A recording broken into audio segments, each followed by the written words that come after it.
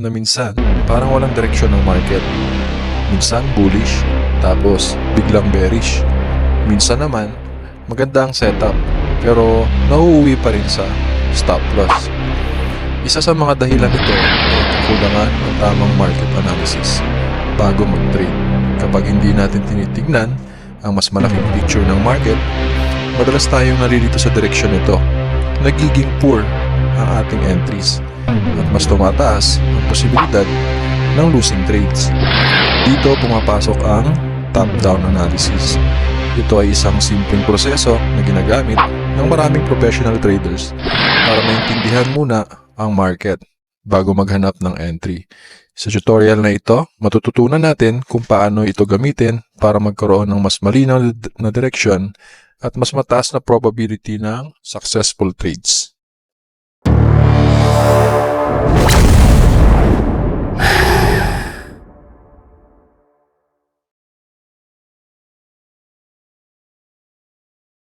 Ano ang matutunan mo sa video na ito? Una, ano ang top-down analysis at bakit ito ginagamit ng maraming profitable traders?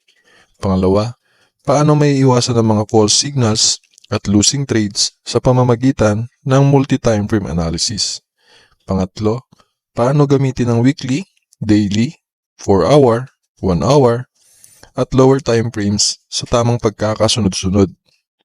Pangapat, paano maghanap ng mataas na probability trading setups gamit ang supply and demand, order blocks, at fair value gaps?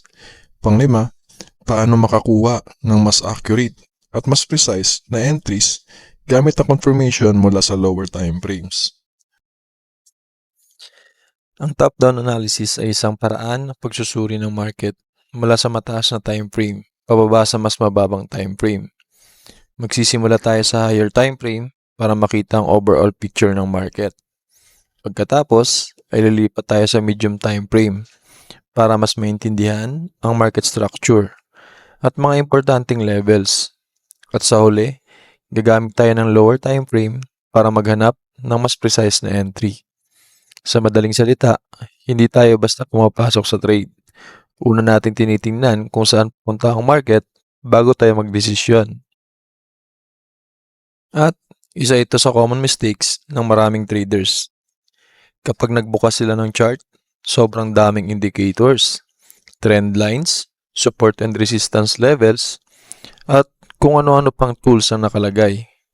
Ang resulta, mas lalong nagiging magulo ang analysis. Sa halip na makatulong, nagiging dahilan ito ng confusion at analysis paralysis nga kung sabihin nila. Hindi mo na alam kung alin ang susundin. Tandaan, ang goal ng analysis ay hindi paramihin ang indicators. Ang goal ay magkaroon ng malinaw na direction at objective na decision bago pumasok sa anumang trade. Sa example na ito, ng gold sa 1-hour time frame, mapapansin natin na gumagawa ang market ng lower highs at lower lows. Ibig sabihin, nasa downtrend ng market. Ngayon, tingnan natin ang 15-minute time frame. Maaring may mga pagkakataon na mukhang bullish ang galaw dito dahil sa mga retracement o pullback.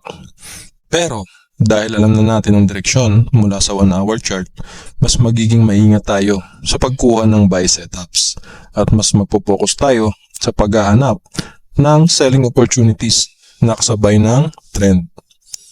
Paalala, hanggat hindi mo alam ang direksyon, mali ka ng tinitignang oras ng market. Ang pangalawang rule ng top-down analysis ay pataasin ang accuracy ng analysis natin. Sa sample na ito, yung gold sa 5-minute time frame, maaaring isipin ng isang trader na bullish na ang market dahil sa pagtaas ng mga presyo. Dahil dito, maaari siyang pumasok agad sa buy position. Pero, ang problema, ang analysis niya ay nakabase lamang sa lower time frame. Hindi niya nakita kung ano ang nangyayari sa mas malaking picture ng market. At kadalasan, dito nagsisimula ang mga false entries. At ang pangatlong rule ay, hanapin natin ang pinakamagandang entry. Halimbawa, kung mag-i-entry tayo agad gamit ang 1 hour time frame, maaaring makakuha tayo ng risk to reward ratio na 1:2.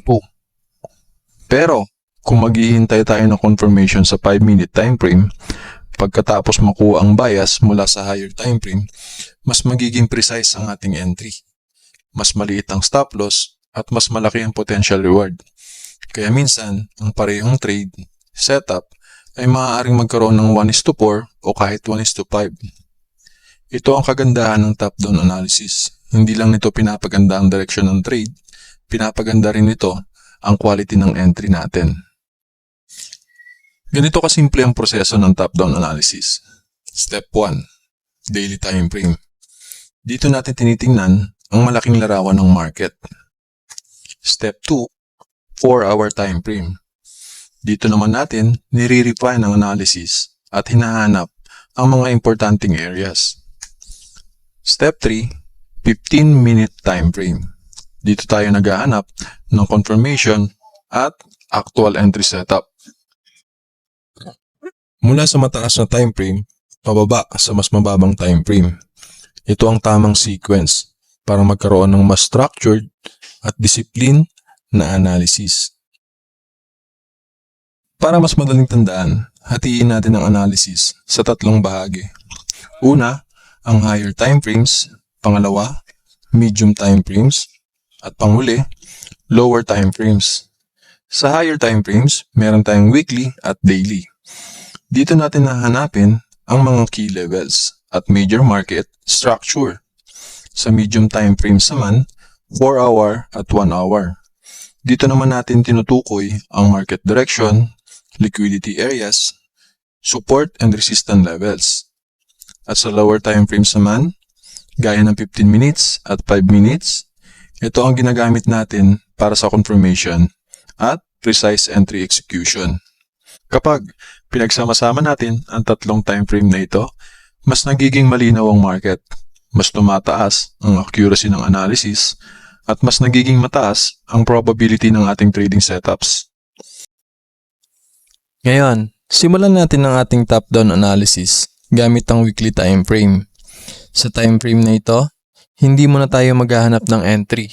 Ang focus natin ay tukuyin ang pinakamahalagang key levels na maaaring pagmulan ng reaction ng presyo. Maglalagay tayo ng 3 key levels kung saan nagkaroon ng market reaction. At ito ang magsisilbing guide natin sa mga susunod na time frame. Tandaan, kapag mataas ang time frame, mas malakas ang epekto ng support at resistance levels nito. Kaya bago tayo tumingin sa mas mababang time frame, kailangan malinaw muna sa atin kung saan ang mga importanteng area na ito.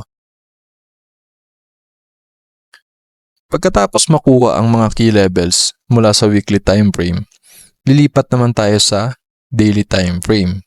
Mapapansin natin na ang 3 levels na minarkahan natin sa weekly ay patuloy pa rin nirerespeto ang ng presyo sa daily chart. Ibig sabihin, valid pa rin ang mga ito at may malaking posibilidad na maging reaction zones ng market. Ngayon, magdadagdag tayo ng isa pang level na mas nakikita sa daily time frame. Ito ay para magkaroon tayo ng mas detalyadong view ng market structure.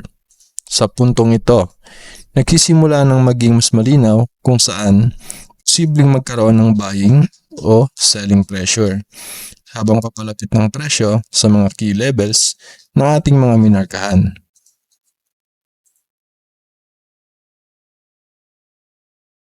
Pagdating naman sa 4-hour time frame, dito na natin sisimulang tukuyin ang market direction at mga potential trading areas. Dito rin natin minamarkahan ang mga supply and demand zones, order blocks, at fair value gaps. Makikita natin na ang market ay kasalukuyang gumagawa ng higher highs at higher lows na indikasyon ng bullish trend, at kahit na nagkaroon man ng change of character, mas binibigyan pa rin natin ng pansin ang bullish scenario dahil ang presyo ay malapit sa mga key levels na ating minarkahan mula sa weekly hanggang sa daily time frames. Mapapansin natin na merong fair value gaps at order blocks na malapit mismo sa ating weekly key level. Kaya nagiging mas mahalaga ang mga area na to bilang potential reaction zones. Gayunpaman, maaaring umakyat o bumaba pa rin ang presyo. Depende sa magiging reaction nito sa mga levels na ating minarkahan. Kung magkakaroon ng breakout sa alinman sa mga zones na ito, kailangan nating i-adjust ang ating bias base sa bagong market structure. Ngayon naman, bumaba tayo sa 1 hour time frame para maghanap ng mas malinaw na confirmation. Makikita natin na matapos matouch ng presyo ang 4-hour order block, nagkaroon ito ng malakas na reaksyon at bumuo ng candle na may mahabang wick na nagpapakita na tumatanggi yung market sa mas mababang presyo at posibleng pagbabalik ng bullish momentum. Kasabay nito, nagkaroon din tayo ng change of character na nagsisilbing unang sinyales ng pagbabago ng market sentiment. Dito rin tayo nagmark ng fair value gap at another 1 hour order block na maaaring magsilbing area para sa susunod na retracement bago magpatuloy ang presyo pataas. Isang mahalagang paalala, ang confirmation time frame ng 4 hour ay 15 minute, habang ang confirmation time frame ng 1 hour ay 5 minutes naman. Ito ang dahilan kung bakit patuloy pa rin tayong bumababa sa mas mababang time frame bago maghanap ng actual entry. Narito na tayo sa 15-minute time frame kung saan natin nahanapin ang entry confirmation. Makikita natin na matapos mabuo ang bullish confirmation mula sa higher time frames, nagbigay ang market ng malinaw na entry setup. Para sa risk management, ilalagay natin ang stop loss sa ibaba ng 1 hour order block dahil ito ang area na nagpapatunay na valid pa rin ang bullish setup. Para naman sa ating targets, ang take profit 1 ay hanggang sa pinakamalapit na resistance level para makapag-secure tayo ng partial profits. Samantala, ang take profit number 2 naman ay ilalagay hanggang sa daily resistance key level na ating minarkahan noong una pa lamang sa analysis.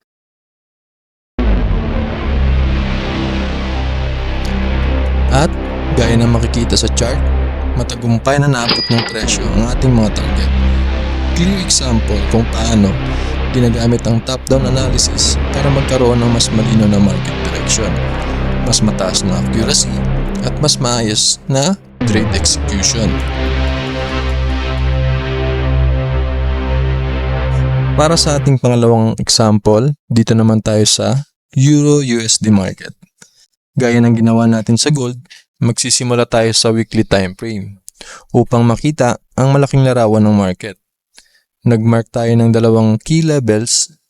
Ito ang mga area kung saan nagkaroon ng malalakas na reaction yung market. At paglipat natin sa daily time frame, makikita natin na ang dalawang weekly key levels ay patuloy pa rin may malaking epekto sa galaw ng presyo. Ngayon, magdadagdag tayo ng dalawa pang daily key levels para magkaroon ng mas detalyadong market structure.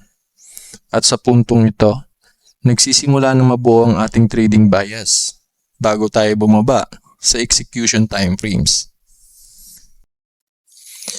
Pagdating sa 4-hour time frame, mas malinaw na natin nakikita ang kasalukuyang market direction. Mapapansin natin nasa downtrend structure dahil dito mas nakatuon tayo sa paghahanap ng sell opportunities. Dito rin natin minamarkahan ang 4-hour order block na maaaring magsilbing resistance area para sa susunod na pagbaba ng presyo. Gayunpaman, mahalagang tandaan na ang market ay dynamic. Kahit bearish ang ating bias sa ngayon, maaari pa rin itong magbago kung magkakaroon ng valid breakout at pagbabago ng market structure. Kaya sa trading, hindi tayo nanghuhula. Sumusunod lamang tayo sa kung ano ang ipinapakita ng market. Matapos maabot ng presyo ang ating 4-hour order block, nagkaroon ito ng bearish reaction at bumuo ng change of character na isa sa mga sinyales na maaaring bumalik ang selling pressure. Kasunod nito, nabuo rin ang isang 1-hour order block na nagsisilbing magandang area para sa sell entry. Dahil naka-align ang analysis sa bearish direction, mas tumataas ang probability ng sell setup na ito. Para sa risk management, ilalagay na natin ang stop loss sa ibabaw ng 1-hour order block upang magkaroon ng sapat na protection sakaling maging invalid ang setup natin na ito. Samantala, ang ating take profit target ay ilalagay hanggang sa daily key level na minarkahan natin kanina. At gaya ng makikita sa chart, matagumpay na naabot ng presyo ang target habang na-maintain ang ating risk management. Ganito kalaki ang tulong ng top-down analysis sa paghahanap ng mas mataas na probability at mas maayos na trading opportunities. Paalala lamang mga traders, ang video na ito ay ginawa para sa educational purposes only at hindi ito financial advice. Ang trading ay may kasamang risk at walang strategy na 100% accurate. Kaya napakahalaga ng tamang risk management, discipline, at patience sa bawat trade na papasukin natin. Kung may natutunan ka sa video na to, huwag kalimutang mag-like, share, at subscribe para sa mas marami pang trading tutorials. Comment mo rin kung anong trading strategy ang gusto mong sunod nating i-discuss. See you sa next video, traders!